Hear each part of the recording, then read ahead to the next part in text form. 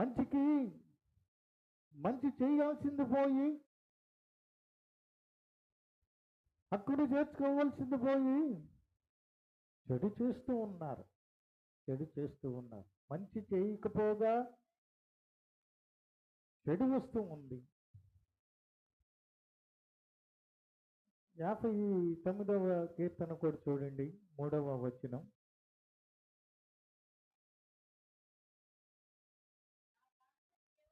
నా ప్రాణము తీయవలనని పొంచి ఉన్నారు. ఇది దోషమును బట్టి కాదు, నా పాపమును బట్టి కాదు, ఓరకయనే వివరణ వచ్చేసింది. ఓరకనే.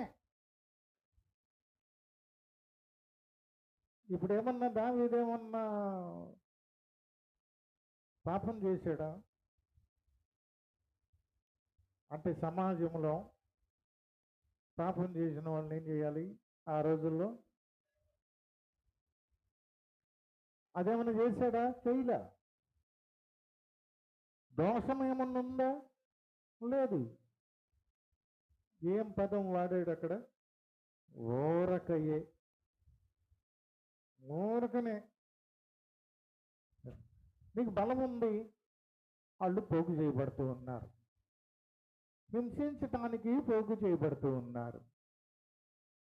నీ బలమును మరి ఒక దానికి ఉపయోగించవచ్చు కదా. నీ తెలివిని, నీ యొక్క జ్ఞానమును, నీ యొక్క వివేచనను ఒక మంచి పనికి ఉపయోగించవచ్చుగా. చెడు చేయటానికి అలవాటు పడినటువంటి వారు,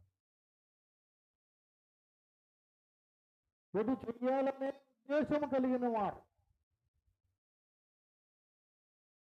వారి యొక్క పడకల మీదే వారు ఆలోచన చేస్తున్నారు. చెడు చేయటానికి, పన్నాగం పన్నటానికి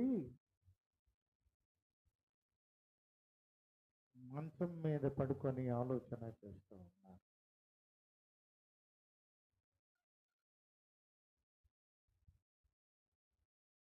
ఎంత వివక్షను ఎదుర్కొన్నాడు యేసుక్రీస్తు ప్రభు.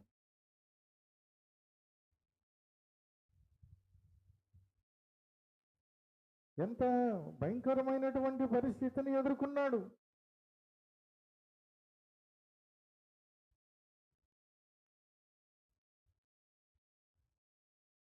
అందుకనే దావీదు ఏమని ప్రార్థన చేశాడు అని అంటే, ఇలా ద్వేషించే వారిలో నుంచి, పాపము చేయు వారి చేతి